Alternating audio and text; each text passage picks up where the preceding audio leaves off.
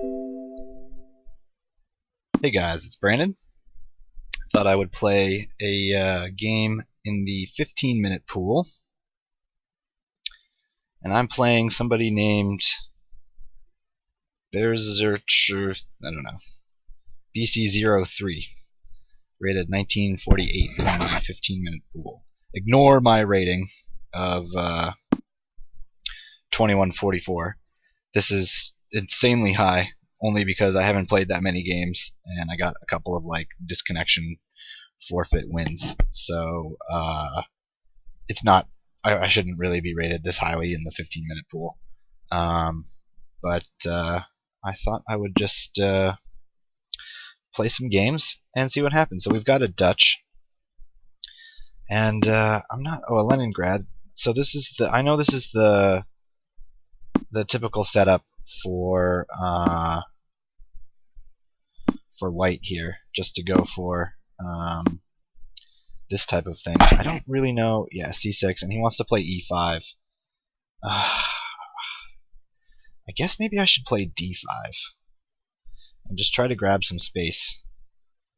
I don't know if I should play it right away or what, but I'm just going to play d5. I get the d4 square, and I prevent him from... Oh, okay, he just wants to... Yeah, so well, I have to take now. And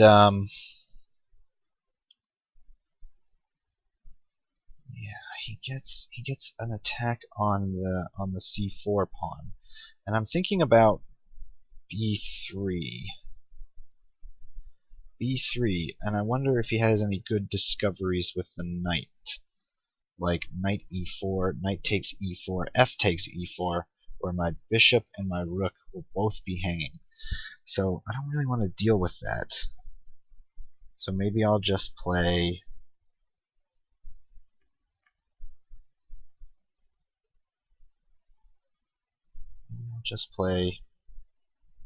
No, I have to defend the pawn. Does knight d2 a move? I don't want to play knight d2 yet. Maybe queen d3 I'll play. Maybe I'll just play queen d3 and follow it up with knight d4 if possible. That seems logical. Knight d4.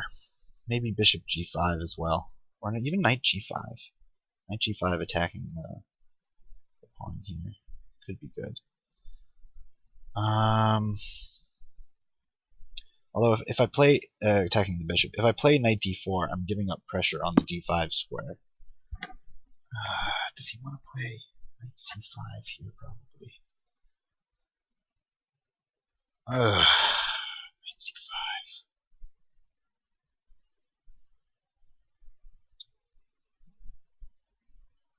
Yeah, knight c5, knight c5. I guess I can play bishop f4.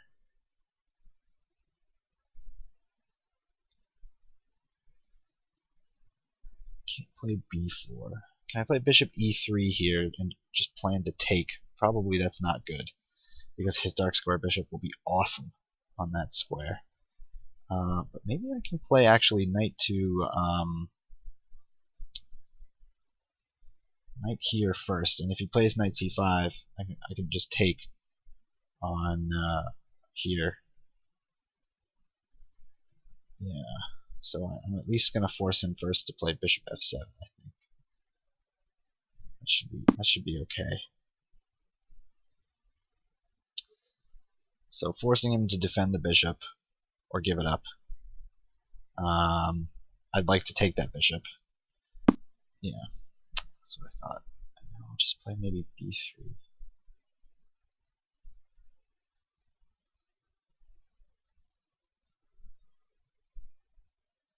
Can you play c5?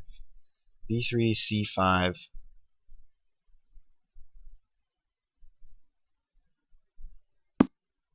Probably I'll have to play knight c2.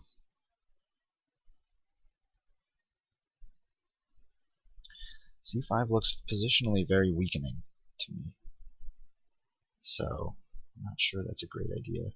If I could just get like moves for free here, I would like to play bishop b2, Rook d1, pile up on the d pawn. Or maybe bishop f4. But probably not. Can you play d5 here? Maybe. I'm not sure if d5 really helps him at all.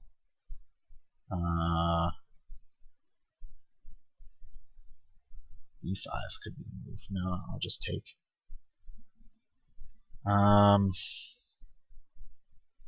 c5 still might be a move. c5, knight c3, knight c2, knight e4. Or c.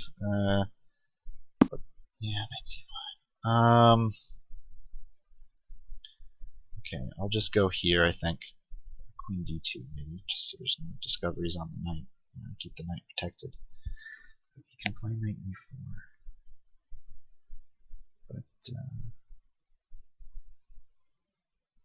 I think I'll just have to live with knight e4 and taking knight e4. I'd really like to play bishop b2. If I just get in bishop b2, I should be okay. Bishop b2, e3, I should be good. I should be happy in this position.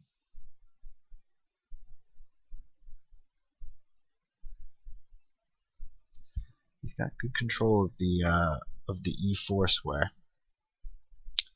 So knight e4, knight e4, knight e4. I don't want to play bishop e4. He did it. Son of a gun. So I'll take.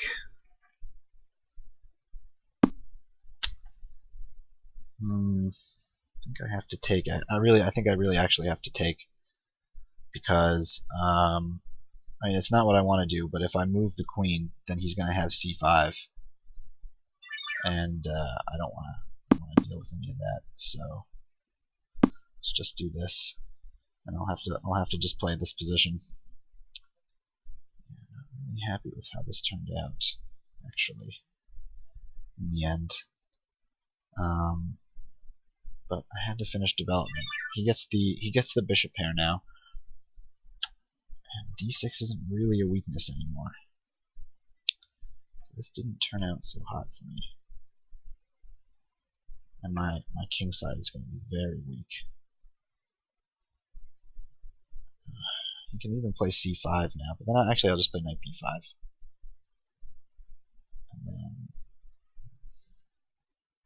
And then actually I'm not, I mean even c5, knight b5, a6, I don't even think I can play takes this pawn because of bishop e5 and my knight is pinned.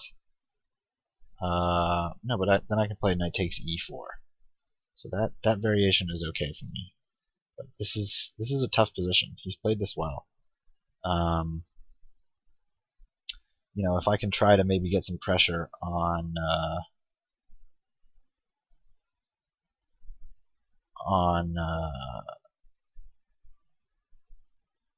the d6 pawn, that would be nice, but I don't know how I'm going to do that at the moment. In fact, if he plays a6, I have to be careful, because he's then threatening c5, because then my knight will run out of squares.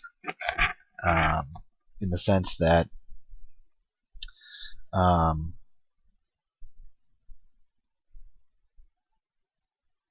if he plays a6 and I make a nothing move like rook d1, he can play c5, my knight won't have b5 anymore, and it won't have any square to go to, because f3 is controlled by the pawn, f5 is in a square, e6 is in a square, and if I play knight c2, then my bishop is no longer protected.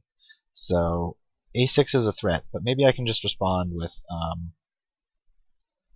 like rook b2, like rook b1, defending the bishop an alternate way, so that on c5, knight c2, my bishop is then guarded by the rook. And I really need to exchange dark square bishops here. Oh, that's interesting. Does he want to play e3 there? Probably. He wants to play... yeah, he probably wants to play...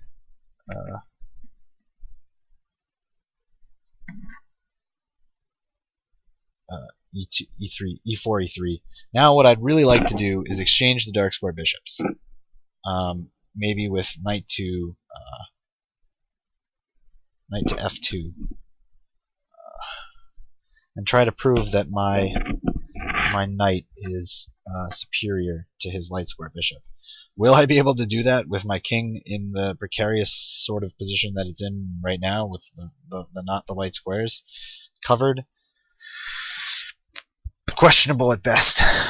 So next, maybe I'd like to play knight to e1, knight to e2,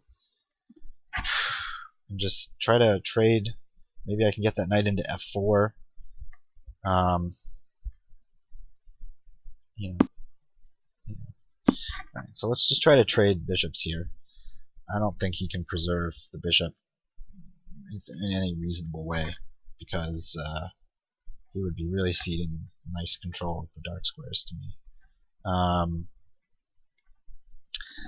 And I just have to be careful of a potential plan of his to, get in on these weakened light squares, like bishop e6 right now, for example. Okay, he's going to let me trade and centralize my queen.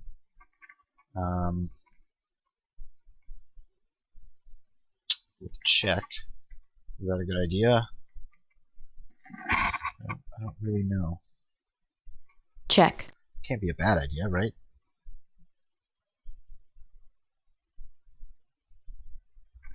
I doubt it can be a bad idea. I can also try to put pressure on. Oh, he's gonna allow me to trade queens. I don't know about that strategy.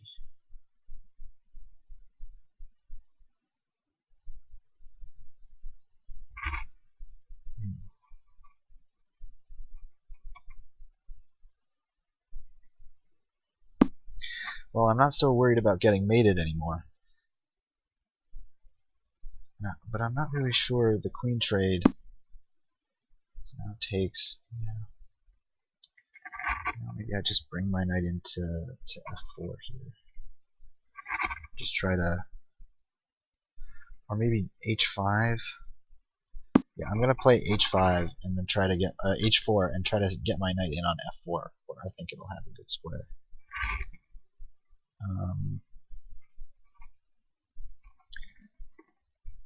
Yeah, I think this position is just, I think it's actually slightly better for me. I think my knight will prove to be the better minor piece in this minor piece endgame. Should we go into it? The question is, what if, because all of his pawns are, except for the d6 pawn, which is a weakness at the moment, they're on light squares. So,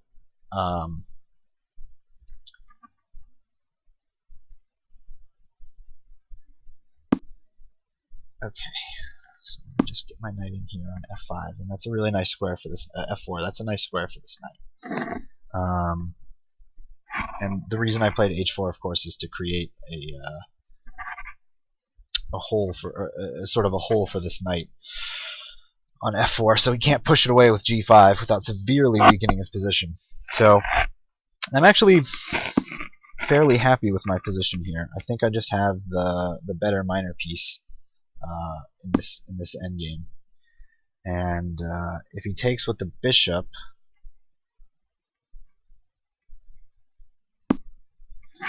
yeah, I mean, I just have the better minor piece here. That's what it really comes down to.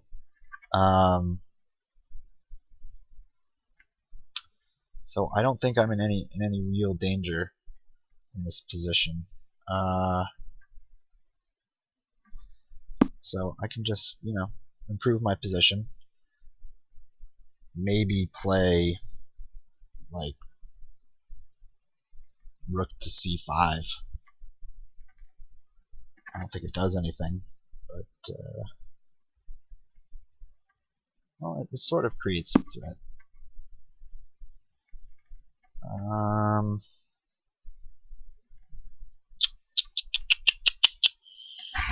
Yeah.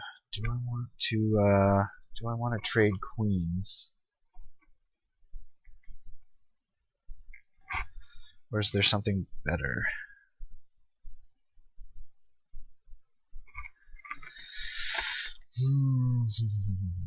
Check. Probably I should just trade queens and go into this endgame with the better minor piece and the better pawn structure. I don't think I don't think there's any particular reason for me to let queen stay on the board and let him take advantage of my weak light squares. So yeah, maybe he can actually play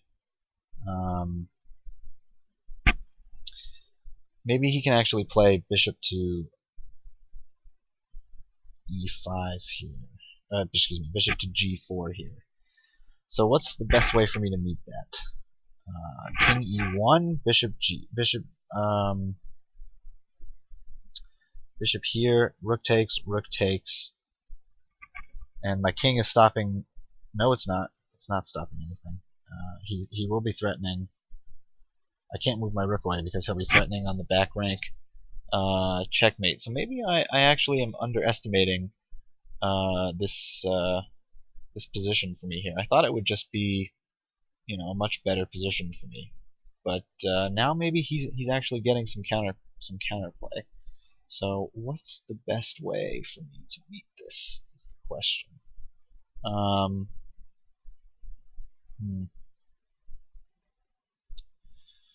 Should I initiate the trade? I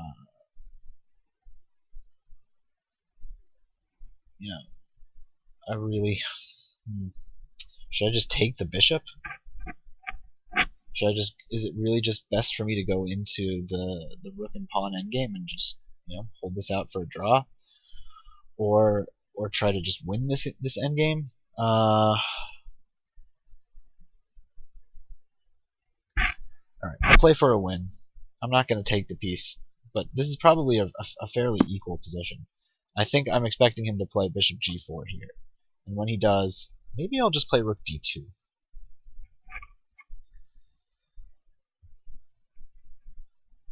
Yeah, maybe I'll just play rook d2. I don't see any other option. I'm going to play for the win here. I'm going to try to prove that my knight is a better piece than his check. Than his bishop. So let's see what happens. I'll try to maybe get my king down to the into the dark squares here. And see if I can get my king active. Well, check. I don't really have a choice here. I mean, I got to take that. Can I put pressure on the H pawn now? Is that an idea, or should I maybe just try to create a weakness? Let me just get some of my pawns off of light squares, so that his bishop won't have anything to attack. But meanwhile, he's got some pawn weaknesses. I guess he can try to just dissolve them, maybe with like h4 here. But I'm going to try to get my pawn on b4 and a3 here. I've got a little bit of a lead on the clock. Yeah. I mean, maybe he can just try to dissolve some of these pawn weaknesses. I don't think he should go into the the rook game just by playing rook d1, because I think my king will be very quick on the dark squares and getting in here in his position. And meanwhile, his king, yeah, he just wants to dissolve his weaknesses. Okay, that's fair. It's not really easy for him to get. And actually, maybe I'll just activate my rook now. And I don't think it's really particularly easy for him to get his king into my position. And so I'm going to just get active here with my position. If he plays rook d7, I'll just take it and get my king into the center. And this should be just a pretty good position for me. Just the better minor piece is really what it comes down to. I'll just have the better minor piece. And I think my king is a little bit more active. Yeah, I think this is just a better endgame for me.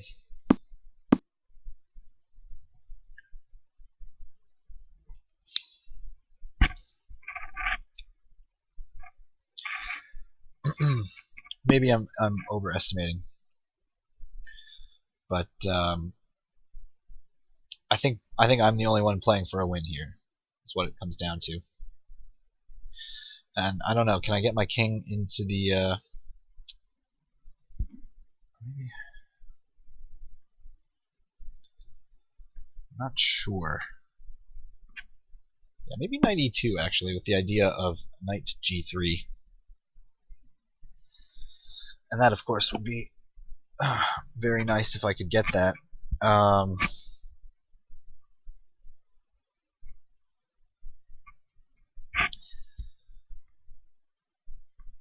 Yeah, so